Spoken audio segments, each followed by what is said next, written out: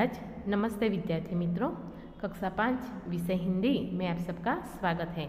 अगले वीडियो में हमने इकाई 11 सच्चा बालक का अभ्यास किया था। अब आगे इकाई 12 दुमदुमा गांव के बच्चे। दुमदुमा गांव का नाम है। देखिए, यह एक कहानी है दुमदुमा गांव की। अब इस कहानी में एक गांव है और गांव का नाम दुमदुमा है। इसमें हमेशा पानी की कमी रहती है और पानी की कमी होने के कारण गांव के जो सभी लोग होते हैं वह परेशान रहते हैं। और इस परेशानी को दूर करने के लिए जो गांव के बच्चे हैं वो किस प्रकार इस समस्या का हल ढूंढते हैं और बच्चे मिलजुल कर किस प्रकार काम करते हैं वह दिखाया गया है। हमें भी कोई भी समस्या हो तो उसका हल हमें ढूंढना चाहिए। चलिए पढ़ते हैं इकाई 12 दुमदुमा गांव के बच्चे। बच्चों में अपार क्षमता होती है। देखिए, जो बच्चे लोग होते हैं उसमें अपार यानी कि अधिक क्षमता यानी सामर्थ्य शक्ति होती है। उनमें स्वयं कुछ करने की लगन पैदा करना आवश्यक है। देखिए, बच्चों में खुद स्वयं यानी खुद कुछ कर सके ऐसी इच्छा उत्पन्न कराना बहुत ही जरूरी है। प्रस्तुत कहानी में दुमदुमा गांव के लोगों की परेशानी को दूर करने के लिए बच्चे कैसे कदम उठाते हैं इसका निरूपण किया गया है। अब इस जो दुमदुमा गांव है उसकी जो परेशानी है और उसे दूर करने के लिए जो बच्चे हैं गांव के वो किस प्रकार कदम उठाते हैं यह दिखाया गया है।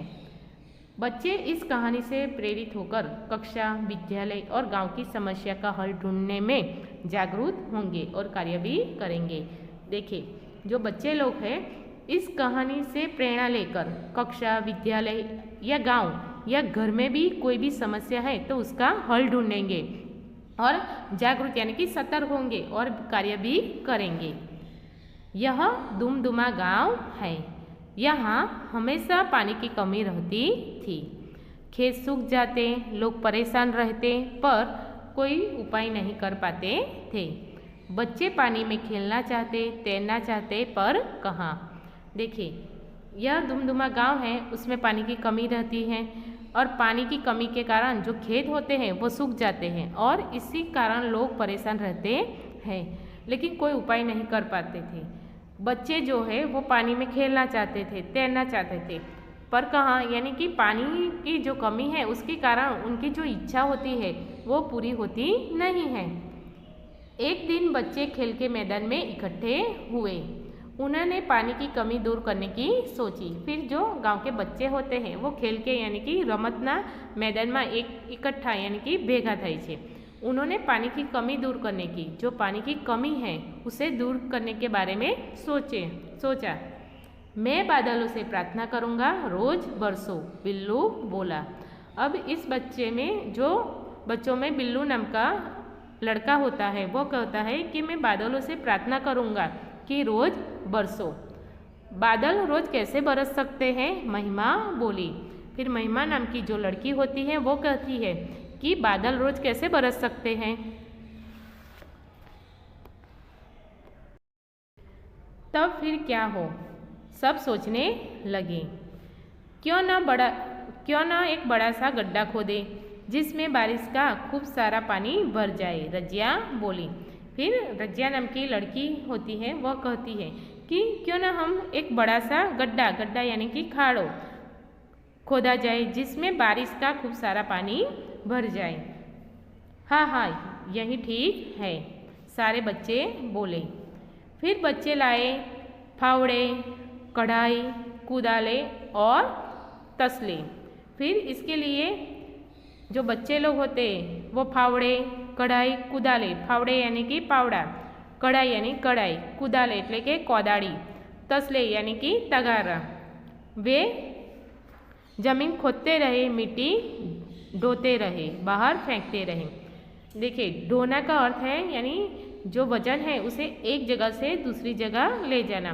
तो फिर बच्चे लोग मिट्टी को खोदते रहे, फिर उसे मिट्टी को एक जगह से दूसरी जगह लेते गए और बाहर फेंकते गए। बच्चों को काम करते हुए गांव वाले ने देखा। वे भी बच्चों के साथ काम करने में जुड़ गए। फिर बच्चों को यह काम करते देखकर जो गांव के सभी लोग होते हैं वो भी इस काम में लग जाते हैं। इस तरह बना एक बड़ा सा तालाब। फिर खोदते खोदते एक बड़ा सा तालाब बन जाता है। बरसात में उस तालाब में पानी भरा। फिर बरसात आया और उस तालाब में पानी भरा। पानी से खेतों की सिंचाई हुई। खेतों में मक्का और धान लहलहा है। फिर इस पानी से जो खेतों की सिंचाई हुई यानी कि जो खेतों में फसल है उसे पानी दिया जाता है और मक्का यानी कि मक्काई, धान यानी कि अन्न वो लहलहाने लगे। लोग खुश हुए और बच्चे पानी में छबछबा खूब नहाए। फिर सभी लोग होते हैं वो खुश होते हैं और जो बच्चे लोग होते हैं उनकी जो इच्छा होती है वो भी पूरी होती है। अब आगे देखेंगे शब्दार्थ। प्रार्थना, उपासना, विनंती। पानी, जल, नीर, वारी। कमी यानी कि अभाव। परेशान, दुखी, व्याकुल। उपाय, युक्ति, तरकीब। बारिश, वर्षा, बरसात। धान, अन्न यहाँ चावल के रूप में लिया गया है। चलिए अब आगे देखते हैं अभ्यास। सोचकर बताइए, आपके गांव या शहर में पानी के कौन कौन से स्रोत है। देखिए, स्रोत यानी कि पानी के जहाँ से हमें पानी मिलता है, पानी का प्राप्ति स्थान। तो हमारे गांव में कुआं, नदी, तालाब, चेक डैम, ट्यूबवेल आदि पानी के स्रोत है। देखिए, चेक डैम यानी कि चेक डैम जो होता है वो पत्थर और सीमेंट से बना हुआ होता है, जिससे पानी के जो प्रवाह होता है उसे रोकने के लिए आड़ी दिशा में बनाया जाता है, जिससे पानी एकत्रित हो। चलिए हम पानी के स्रोत देखते हैं।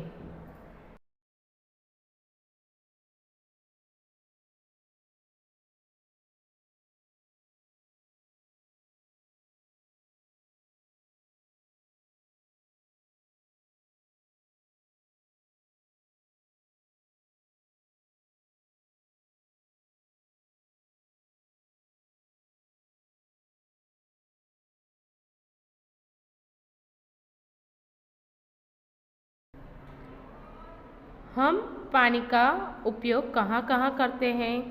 तो आप पानी का उपयोग कहाँ कहाँ करते हैं। तो हम पानी का उपयोग पीने में, नहाने में, रसोई बनाने में, कपड़े धोने में, खेतों की सिंचाई करने में, कारखानों में आदि में उपयोग करते हैं। पानी हमारा जीवन है। पानी का अपव्यय नहीं करना चाहिए। अब बताइए कि लोग पानी का अपव्यय कैसे करते हैं।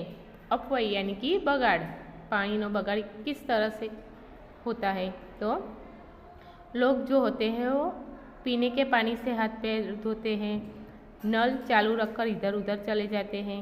पीने योग्य जो पानी होता है उसे पशुओं को नहलाते हैं। फिर जो पीने योग्य पानी होता है उससे जीप, ट्रैक्टर आदि धोते हैं। और जो हमारे घर में जो टपकते नल है वो नहीं बदलते।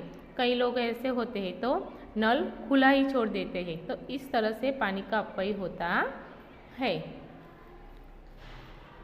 पानी का अपव्यय न हो इस हेतु आप क्या क्या करेंगे।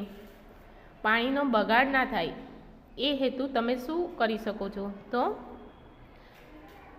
जो जलाशयों पर हम क्या करेंगे, सूचनाएं लिखेंगे। जैसे जल ही जीवन है ऐसी सूचनाएं लिखेंगे, लोगों को समझाएंगे पानी का महत्व। फिर जो टपकते नल है उसे हम बदल देंगे। फिर जो पीने योग्य पानी है उसका जरूरी मुताबिक उपयोग करेंगे। और पानी का अपव्यय बंद करने के लिए लोगों को हम समझाएंगे। फिर जो नल चालू होता है, खुला छोड़कर चले जाते हैं, उसे हम बंद करेंगे। इस तरह हम पानी का अपव्यय रोकेंगे।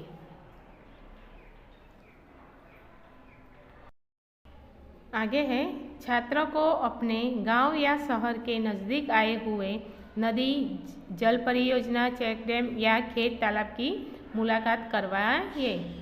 देखिए, आप कहीं भी जाते होंगे तो आपको नदी, जल परियोजना, चेक डैम आदि आपने देखा होगा, और नहीं देखा तो आप फोटो में देख लेना। फिर आगे है, इकाई में आए शब्द नीचे दिए गए कोष्ठक में छिपे हुए हैं, उन्हें ढूंढिए और गोलाकार कीजिए। देखिए, अभी हमने इकाई पढ़ी, उसमें जो शब्द आए हैं उसे हमें यहाँ ढूंढना है और यहाँ लिखना है। जैसे लह लहा ए, तो यहाँ लिखा है।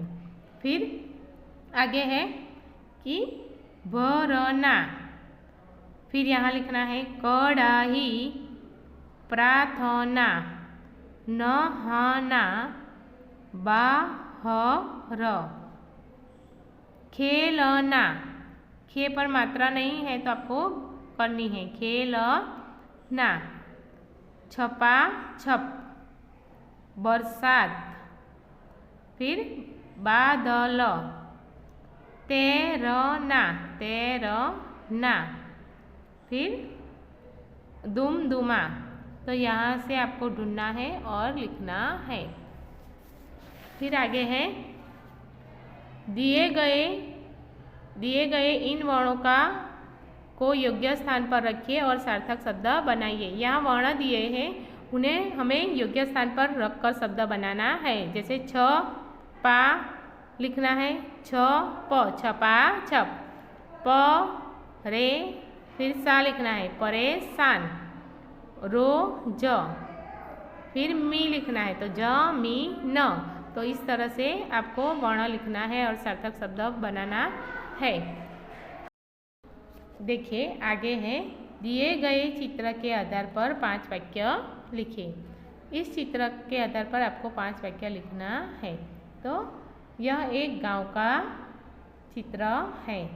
सुबह का समय है, सूरज निकल रहा है, आकाश में पक्षी उड़ रहे हैं, गांव के बाहर तालाब है और तालाब के किनारे 2 स्त्रियां कपड़े धो रही हैं।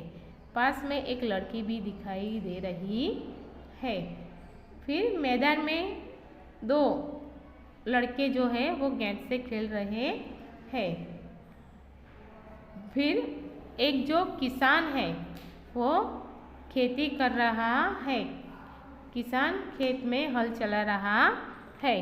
तो इसके आधार पर आपको 5 वाक्य लिखने हैं। फिर एक बालक खेत के पास खड़ा है, फिर 2 बैल हल खींच रहे हैं। तो इस तरह से आपको 5 वाक्य लिखने हैं चित्र के आधार पर। देखिए, आगे है, नीचे दिए गए चित्र के आधार पर कहानी कथन कीजिए। यह चित्र 1, 2, 3, 4, 5 और 6 है। उसके आधार पर कहानी बनानी है। देखिए, एक तालाब था, उसमें ढेर सारे मेढक रहते थे। वहीं किनारे पर एक पेड़ था और पेड़ की जड़ में एक सांप रहता था। सांप जो है वो रोज एक मेढक को पकड़कर खा जाता था। मेढक जो है वो परेशान हो उठे और एक दिन सभी मेढक मिलकर एक उपाय सोचा। दूसरे दिन एक मेढक बिल के सामने आकर खड़ा रहा और जो दूसरे मेढक है वो बिल के आसपास छिप जाते हैं। जैसे ही सांप ने मेढक को पकड़ा, बाकी छिपे मेढक निकल आए और सांप की पूंछ खींचने लगे। सांप घबराया और पकड़े हुए मेढक को छोड़कर भागा। फिर जो मेढक छिपे हुए होते हैं वो उसकी पूंछ खींचने लगते हैं, तो सांप घबरा जाता है और जो मेढक उसने पकड़ा था उसे छोड़कर भाग जाता है। सारे मेढक खुश हो जाते हैं और ताली बजाने लगते हैं और नाचने लगते हैं। तो इस कहानी से हमें क्या सीख मिलती है? तो संगठन में शक्ति है। देखिए, आपको यह दुमदुमा जो गांव है उसकी दुमदुमा गांव के बच्चे इकाई 12 है वो आपको पढ़ना है। एक बार सबको पढ़ना है। जय महाराज।